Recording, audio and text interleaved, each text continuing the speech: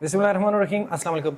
इस वीडियो में हम डिस्कस करेंगे नम्स 2025 का जो आज टेस्ट हुआ है उसका इंग्लिश वाला पोर्शन, और चलते हैं हम अपने MCQ नंबर 1 की तरफ। Identify the sentence with correct punctuations. Punctuation कहाँ पे सही है? Ali received Parker pen, Hamza a watch.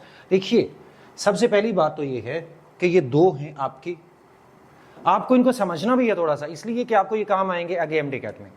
ये दो इंडिपेंडेंट क्लॉजेज है, दो इंडिपेंडेंट क्लॉजेज के बीच में हमने लगाना होता है। अगर आपको पंक्चुएशन मार्क लगानी है तो आपको सेमीकोलन लगाना होता है, अगर आप उन्हें ज्वाइन कर रहे हैं तो क्लोजली रिलेटेड। ठीक है, ये दो क्लोजली रिलेटेड क्लॉजेज हैं, इंडिपेंडेंट क्लॉजेज, जिनके बीच में कॉमा तो आ नहीं सकता। ये दो तो गए सेमीकोलन के। अब दूसरी बात क्या है, ये यहां पे ये गलत है, इसलिए कि जब भी कोई चीज मिसिंग होती है, कोई वर्ड मिसिंग होता है किसी जगह पे, तो हम वहां पे कॉमा लगाते हैं। तो अब यहां ये इन दो के बीच में सेमीकोलन क्यों लगाया? इसलिए कि ये दो इंडिपेंडेंट क्लॉजेज हैं, रिलेटेड क्लॉजेज हैं, और इनके बीच में सेमीकोलन लगाएंगे हम। और यहां पे एक चीज मिसिंग है, और वो क्या है? Ali received Parker, Hamza received को हमने नहीं लिखा यहां पे, तो रिसीव्ड की जगह पे हम क्या लगाएंगे? फिर कॉमा लगाएंगे। तो नेक्स्ट देखते हैं। तो पहले वाले इसका सही हुआ आपका ऑप्शन डेल्टा। नेक्स्ट चलते हैं सेकंड वाले MCQ पे। Article, female lion is called a lioness, she has no mane. ये पता नहीं क्या है, आई डोंट नो। ये मुझे लगता है कि ये दो ब्लैंक्स थी। तो ये अब ये इसमें क्या है? इसमें है आ या दा। देखिए, इसके अंदर दो ऑप्शन सही है एक्चुअली। अगर आप यहां पे दोनों आ लगाएंगे, a female lion is called a lioness, यानी ये स्मॉल लिखता हूं मैं, तो ये बिल्कुल सही है। आ वाले ये भी सही है। और अगर आप इसको यानी आप ये जो फीमेल लायन है इसको आप रिप्रेजेंट करना चाहते हैं पूरी की पूरी स्पीशीज को, तो आप दा लिख सकते हैं, द फीमेल लायन। पूरी क्लास को रिप्रेजेंट करना चाहते हैं तो बिल्कुल लिख सकते हैं आप, the female lion is called a lioness.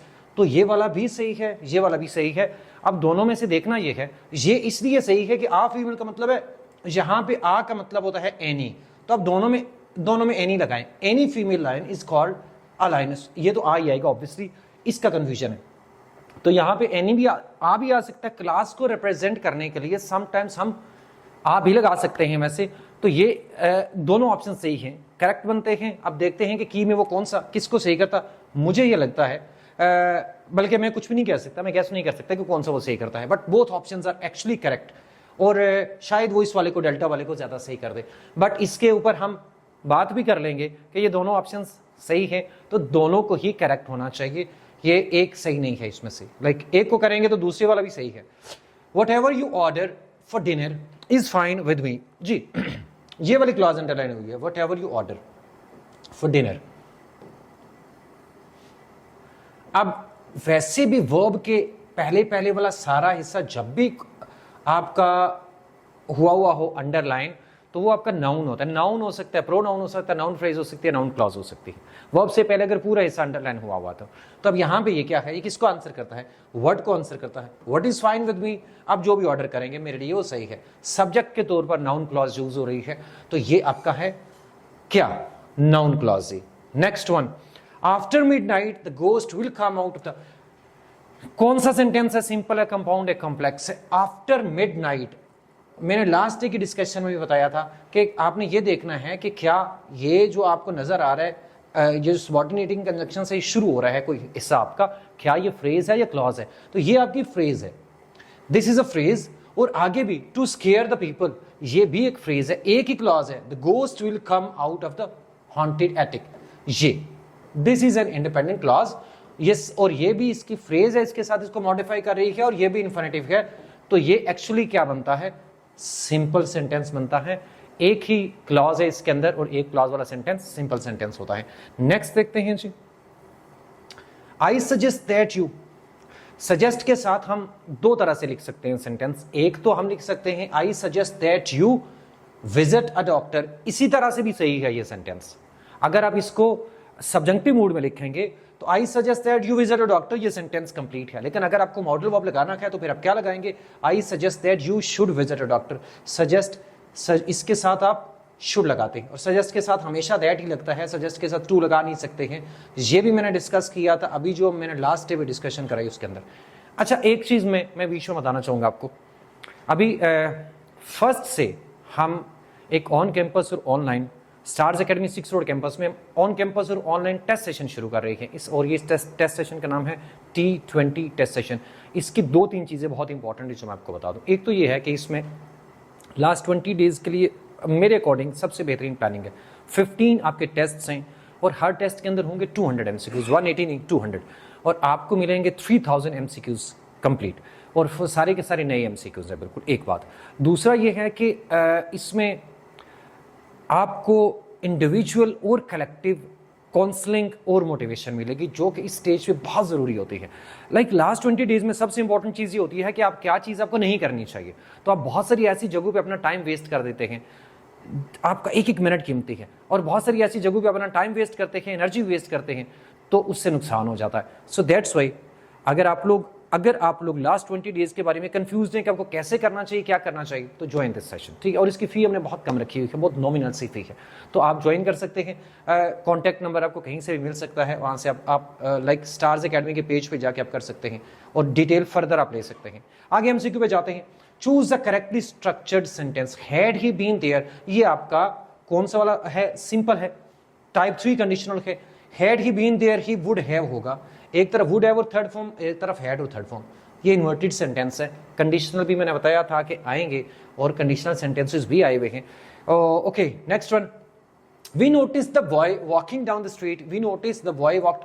अच्छा, ये वाला तो गलत है, पंक्चुएशन यहाँ पे कॉमा बिल्कुल भी नहीं आता। We notice that the boy was walking, ये भी गलत है। वर्ब और उसके ऑब्जेक्ट के बीच में नॉर्मली हम नहीं लगाते हैं, हम ये वाला जो है वर्ब और उसके ऑब्जेक्ट के बीच में आमतौर पर हम कोई पंक्चुएशन मार्क नहीं लगाते हैं, ठीक है। तो ये वाला वी नोटिस, अब ये दो हैं, अल्फा और डेल्टा, कौन सा सही हो सकता है। We notice the boy who was walking down the street, ये 100% सही है। अब ये वाला हिस्सा जो आपका है, ये आपका एक सेंटेंस है और ये आपकी क्वालिफाइंग क्लॉज है। कौन सी वाली, नॉन एसेंशियल। ये एसेंशियल भी हो सकती है, नॉन एसेंशियल भी हो सकती है। अगर आपने कॉमा लगा दिया इसका मतलब ये नॉन एसेंशियल है। अब ये वाला जो सेंटेंस है, ये भी वैसे अगर हम देखें तो इस वाले को भी आप गलत नहीं कह सकते, ये नॉन एसेंशियल फ्रेज है। वी नोटिस द बॉय, अब आपकी ये फ्रेज है, ये क्लॉज है, इसमें कोई फर्क नहीं है।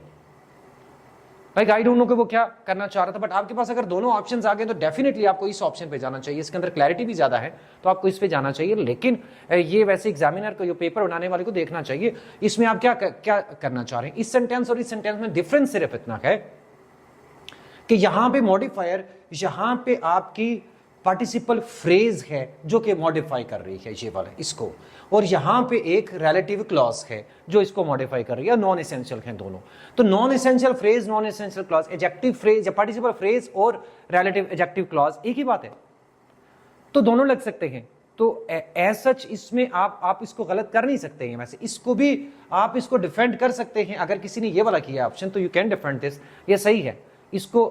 लेकिन अगर आपको ये ऑप्शन दिया हुआ है तो आप फिर इन दोनों में से अगर आपको चूज करना है तो फिर आपको इस पे जाना चाहिए, बट इस तरह का क्वेश्चन आना नहीं चाहिए मेरे हिसाब से। नेक्स्ट देखते हैं जी, he circled the whole world होगा, obviously the whole world, world के साथ हम लगाते हैं, यूनिक चीज जो भी होती है उसके साथ लगता है। एंड ऑन एन आइलैंड होगा, ऑन हिज शिप एंड, और किसी एक आइलैंड के ऊपर, कोई एक रैंडम आइलैंड, और पहली दफा मेंशन कर रहे हैं। तो पहली दफा मेंशन करते हैं जब भी किसी कॉमन नाउन को पर्टिकुलर नहीं है तो उसके साथ क्या लगता है, आज एन लगता है। So he circled the whole world on his ship and on an island he encountered a fierce giant, a fierce giant होगा।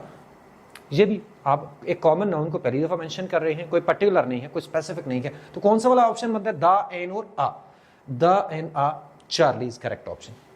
Next one, I met young two beautiful British girls at the airport. जी ये simple order of adjective है, opinion, size, age, shape, और क्या होगा, सबसे पहले आएगा टू और उसके बाद आएगा ब्यूटीफुल। टू ब्यूटीफुल, ओपिनियन ये है नंबर, ये है ओपिनियन, ये है एज, साइज एज, और ये है ओरिजिन। ठीक है, तो ये वाला sentence, I met 2 beautiful young British girls at the airport, ये वाला सही है। ठीक है, बाकी और कोई सही नहीं है। नेक्स्ट वन,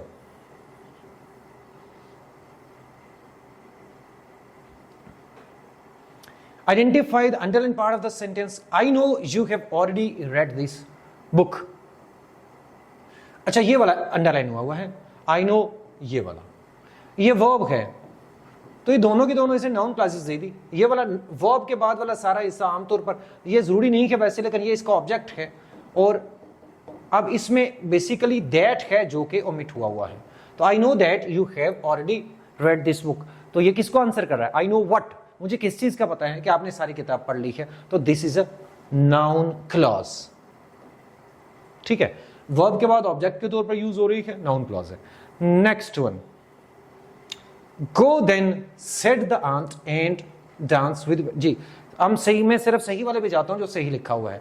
गो देन, अब देखिए सबसे पहले ये होता है कि आपने पंक्चुएशन यूं लिखी, ये जो कॉमा होता है ना, ये वाला एक कॉमा, क्या ये इस अंदर आएगा इन्वर्टेड कॉमास के या बाहर आएगा? तो सिंपल बात ये है कि पहले आपने सिंगल वाला कॉमा लिखना है, फिर डबल वाला लिखना है। तो यहां पे ये पहले आएगा, ये वाला गो देन, ये यहां हिस्सा सही है। सेड द आंट, ये एस स्मॉल होगा, कैपिटल नहीं होता। ठीक है, ये यहां से शुरू नहीं हो रहा sentence. Go then said the ant, ये सही है। And dance winter, and dance winter away. अच्छा, अब ये जो है, क्या ए कैपिटल होना चाहिए? नहीं, ए कैपिटल नहीं होगा। देखिए, अगर आप एक नया सेंटेंस शुरू कर रहे हैं तब होगा, या नया सेंटेंस नहीं है, ये यूं है, go then and dance with winter away. ये यहां से पढ़े गो देन एंड, तो ये इसकी एक्सटेंशन है, ये एक ही सेंटेंस बन रहा है। ठीक है, सो दैट्स वाई ये वाला इधर सही है, और इधर कॉमा आपने पहले लिखा हुआ है, इन्वर्टेड कॉमास बाद में, तो ये सही आएगा। चार्ली आपका करेक्ट ऑप्शन होगा। जी, फ्रॉम किसके साथ लगता है? एब्सटेन के साथ फ्रॉम लगता है, ऑप्शन अल्फा आपका करेक्ट है। एक्यूज्ड के साथ ऑफ लगता है, इसके साथ भी डिजायरस ऑफ होता है, इग्नोरेंट ऑफ होता है। ठीक है,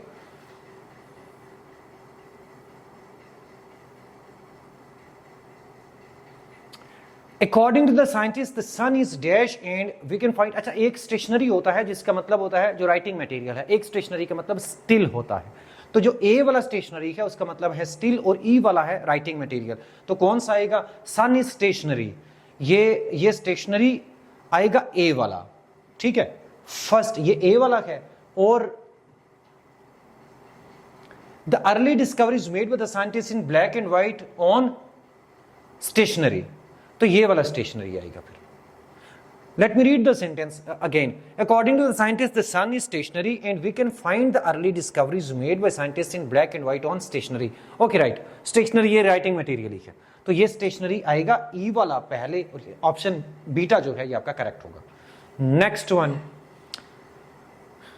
1 hour glorious life is worth, ये अच्छा एमसीक्यू बनाया था, ये अच्छा था। worth an age without a name, जी 1 hour ऑफ होगा। एक शानदार जिंदगी का, एक कामयाब सक्सेसफुल लाइफ का 1 घंटा बेनाम जिंदगी से कई ज्यादा अच्छा है, ये मतलब है इस बात का। तो 1 hour ऑफ ग्लोरियस लाइफ होगा। नेक्स्ट वन जी, Clive had been only a few months in the army when announced that. अच्छा, इस सेंटेंस के अंदर एक बात, एक तो इसके अंदर मसला क्या है, कॉमा का कहीं कोई मसला नहीं है, मैं इसको एक्सप्लेन कर देता हूं। Clive had been only a few months in the army when announced that, ये सही नहीं है, यहां गलती है।